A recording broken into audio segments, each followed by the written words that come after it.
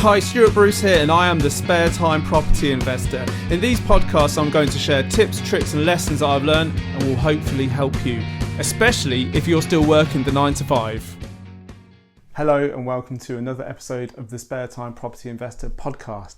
Today is the hottest day of the year so far. It's lovely and sunny out there. I can see the blue skies and I'm in here doing a podcast.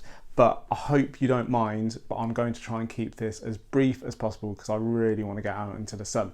So if you get some value from this episode, please share it and hopefully you will get some value from it. And this is about a question I see getting asked a lot on forums, so hopefully it will help some people. So the question is, do you need an EPC for an HMO? So to start off with, let's address what an EPC is. It's an energy performance certificate.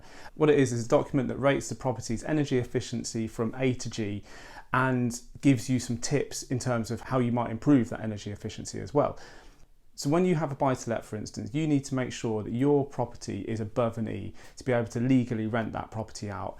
Also, when a tenancy is starting, you need to provide the EPC along with other documents to make sure that at some point in the future, if you need to evict that person, you're going to be able to do that legally and without too much frustration in terms of going through the legal process. So if you've got a buy-to-let or you're selling a property, you also need one for that. It's really, really simple. You need an EPC, and for renting, it needs to be above an E rating. You also need an EPC at the correct rating to be able to advertise your rooms, because obviously a tenant could come round, have a look at that room and start a tenancy without really knowing their legal rights. So in all honesty, to advertise rooms for a buy-to-let, you absolutely need that EPC and it needs to be above an E. So the confusion seems to be that EPCs are for the assessment of a whole building or a part of a building that's been adapted for use as a separate unit. So obviously HMOs are just a normal building, maybe with some adaptations, but the rooms are let out rather than single self-contained units. So there seems to be a confusion around whether or not you need an EPC for each individual room. Well, no, if they're not self-contained units. And also whether or not, because it refers to the whole building, then why do people need an EPC if they're just renting a room in that building? I've also seen on forums that people refer back to an old version of the How to Rent document that the government produced. And at one point in this document, and I'll have to quote this, it says, the energy performance certificate, this will affect your energy bills and the landlord must provide one, except for houses in a multiple occupation. Now, if you look at the right to rent document now, that section, the except for houses in multiple occupation, has been removed. So at some point that was in there, it's no longer in there. And it seems that whoever wrote that was incorrect and it's been adapted since, it's been amended.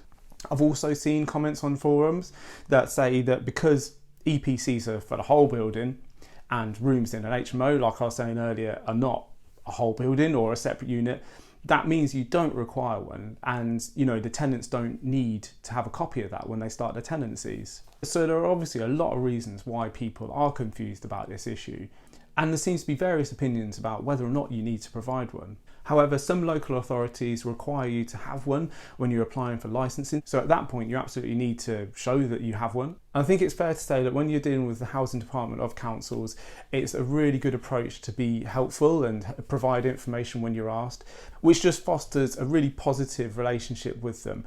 So as issues arise in the future, they'll probably give you the benefit of the doubt because you've been so helpful and professional running up to that point. Another really clear point is that in the EPC regs, HMOs are not listed in the exemption list. Things like religious buildings are, but HMOs are not. But for us, this argument hinges on ASTs. Now, when you start a tenancy, you have to provide them with documents, including the EPC. This is to make sure the tenant has everything they need, obviously, but also if at any point in the future you need to evict that person, you've done everything you legally have to in terms of providing them with documentation. So what happens if you need to evict somebody and you haven't provided them with an EPC?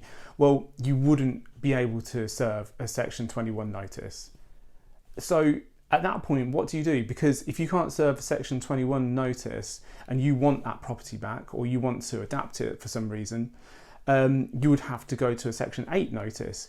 But to serve a Section 8, they would need to be in rent arrears or be consistently late paying their rent or something like that, and you would need to be able to prove that. But what if they've been paying the rent? What if they've been an absolute fantastic tenant, but you just want the property back, but you haven't provided them with an EPC?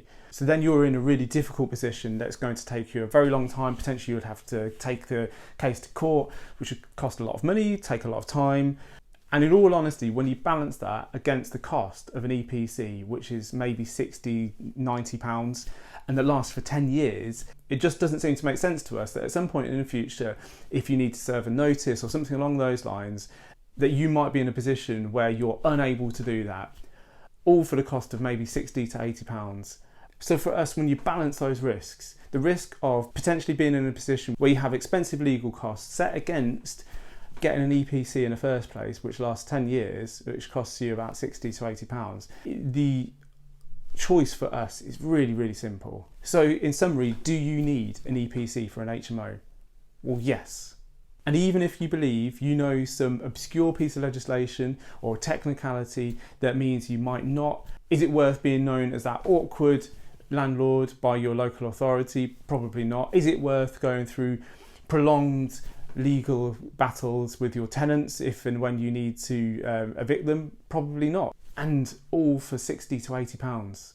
It's one of the cheapest things that you need to pay out for when it comes to property investment. So for me, it just doesn't seem to make any sense to waste time and energy thinking about whether or not you need one. Just go and get one. There's an old saying that popped into my head when I was preparing for this episode, and it's penny wise, pound foolish.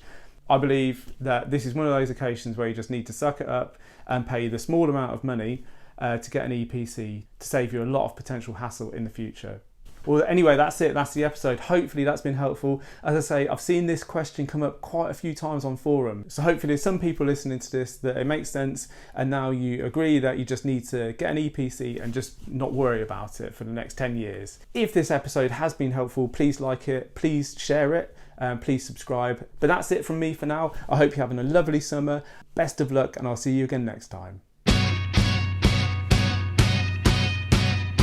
Thank you so much for listening to my podcast, and I really hope you enjoyed it. If you have, please leave me a 5-star review to help other people find it, and don't forget to hit that subscribe button.